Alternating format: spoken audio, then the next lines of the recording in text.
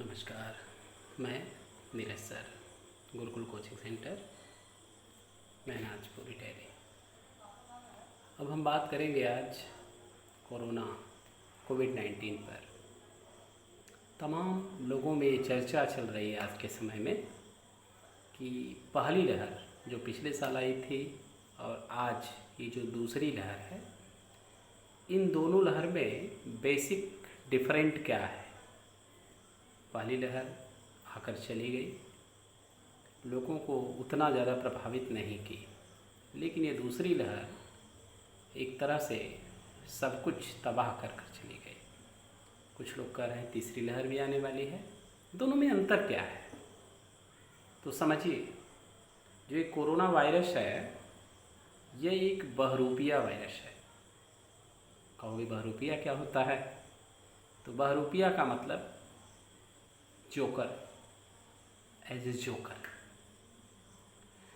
Biology में जब हम जूलॉजी पढ़ाते हैं आपको फर्स्ट ईयर में, तो हम बताते हैं लोगों को कि बहुत बच्चे प्रश्न करते हैं यार कि बायोलॉजी का जोकर किसे कहते हैं, बायोलॉजी का जोकर किस ऑर्गेनिज्म को कहते हैं। तो उन्हें बताया जाता है कि बायोलॉजी का जोकर माइकोप्लाज्मा गैलीसेप्टिकम को कहते हैं। क्यों कहते हैं? क्योंकि वह हर पल अपने रूप को, अपने स्ट्रक्चर को बदल देता है, चेंज कर देता है। वैसे ही कोरोना का यह वायरस है। ये भी धीरे धीरे अपने शरीर को, अपने जेनेटिक मटेरियल को और अपने स्ट्रक्चर को चेंज कर देता है। आज के समय में जो हमारे देश में जो कोरोना का वायरस जो एक्टिव है, ऐसा वैज्ञानिकों का मानना है कि वह 4 तरह के कोरोना वायरस हमारे देश में एक्टिव हैं। इसीलिए लक्षण भी लोगों में अलग अलग तरह के आ रहे हैं। ये 4 तरह के कौन कौन से वायरस एक्टिव हैं? इसमें पहला वाला जो है वह वही पुराना वाला वायरस है जो 2020 में था, जिसके लक्षण बिल्कुल वही पुराने वाले हैं। दूसरा वाला जो है, ये वह वायरस है जो यूके यानी इंग्लैंड से होता हुआ, ब्राज़ील से होता हुआ हमारे देश में आया है। ये वायरस चेंज वायरस है। ऐसे वायरस को म्यूटेंट वायरस कहते हैं। इसके जेनेटिक मटेरियल में चेंज है। तीसरा वायरस वह वायरस है जिसको हम पोस्ट वैक्सीनेटेड वायरस कहेंगे, यानी उन लोगों के अंदर यह वायरस पाया जा रहा है जिन्होंने वैक्सीन की 1 डोज ले ली है। और चौथा वायरस वह वायरस है जिनको हम इन्फेक्टेड वायरस कहते हैं, अर्थात उन लोगों को जिन्हें पहले लहर में यानी पिछले साल कोरोना हो चुका था, दोबारा फिर उनको ये वायरस इन्फेक्ट कर चुका है। तो ये 4 प्रकार के वायरस हमारे देश में एक्टिव हैं, इसीलिए इनके लक्षण भी अलग अलग आ रहे हैं।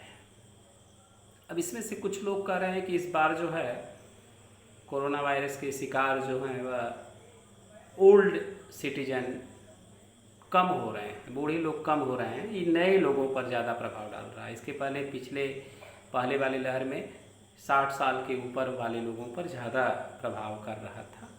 इस समय देखकर आंकड़ों को ये लग रहा है कि ये यंग जो लोग हैं उनके ऊपर इनका बहुत ज़्यादा आक्रमण है। ऐसा क्यों है?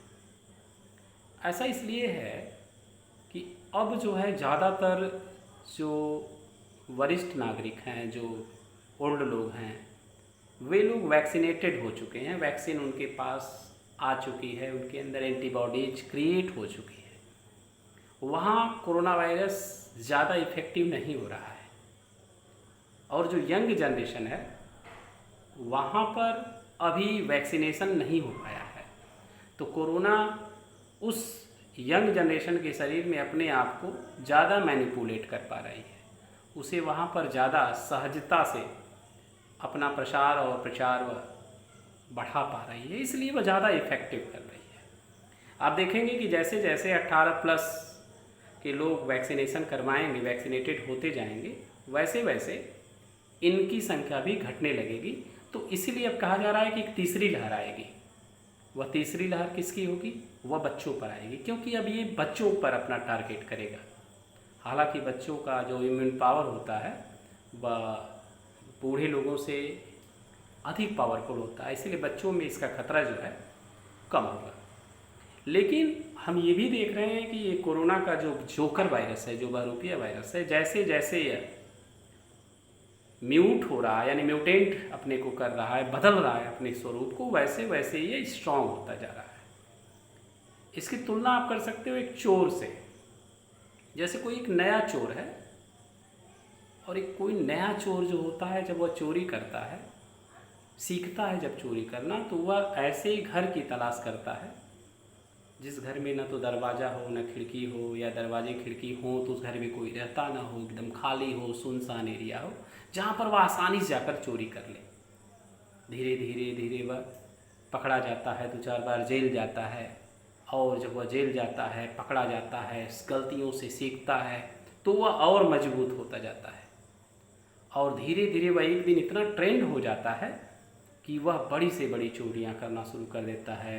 गार्ड जहाँ पे लोग हैं वहाँ पर भी बड़ा से बड़ा पहरा लगा हो, उसके अंदर भी वह जाकर चोरी करने लगता है। ऐसे ही यह कोरोना वायरस है। पहले यह बुजुर्गों के शरीर में आया, उन लोगों के शरीर में आया, बुजुर्ग का मतलब जहाँ पर एंटीबॉडीज बहुत कम थी, आसानी से वहाँ इन्फेक्ट हुआ, आसानी से उनको अपने चपेट पे लिया। लेकिन धीरे धीरे वैक्सीनेशन हुआ, और वैक्सीनेशन होने पर जब एंटीबॉडीज बने तो ये जो है अपने आप को असहज पाया। तो अब इसने एक तरह से उन लोगों को खोजना शुरू कर दिया जिनके पास वैक्सीनेशन नहीं था, जो वैक्सीन नहीं लिए थे। इसीलिए इस बार का ज़्यादातर आक्रमण आप देखेंगे कोरोना का तो यंग लोगों पर हुआ है। अर्थात आप कह सकते हैं कि वैक्सीन एक ताला है। ताला, जैसे हम लोगों के द्वारा अपने घर के बाहर एक ताला लगाया जाता है ना, कि कोई अंदर ना आ पाए, वैसे ही वैक्सीन हमारे चेस्ट का, हमारे फेफड़े का एक, और ये जो हार्ट का पूरा जो स्ट्रक्चर है, इसका एक ताला है। वह एक ताला का काम करता है। बहुत लोग कहते हैं क्या वैक्सीन ले लेने के बाद हमें कोरोना नहीं होगा? बहुत लोग कहते हैं कि बहुत लोग वैक्सीन लिए हैं, क्या उन्हें कोरोना नहीं हो रहा है? तो उसका उत्तर ये है कि ऐसा नहीं कि वैक्सीन हम ले लेंगे तो कोरोना नहीं होगा, होगा। ऐसा नहीं कि आप घर में ताला लगाए हैं तो चोर नहीं आएगा, आएगा, लेकिन आपके मजबूत ताला को देखकर वह भाग जाएगा। वैसे ही अगर किसी ने वैक्सीन लिया है तो कोरोना का वायरस आएगा, लेकिन वह हमारे शरीर में प्रवेश भी करेगा, लेकिन वह हमारे चेस्ट के अंदर, हमारे लंग्स के अंदर नहीं प्रवेश कर पाएगा। वह हमारे लंग्स को इन्फेक्ट नहीं करेगा, बल्कि अदर बॉडी के किसी पार्ट में जाकर छोटा मोटा, जैसे कोई चोर आया, और चोर जब आता है तो उसे कहीं बम फेंकना है, बम गिराना है, तो जब पाता है कि घर के अंदर ताला लगा है तो बाहर बम फोड़ कर चला जाता है।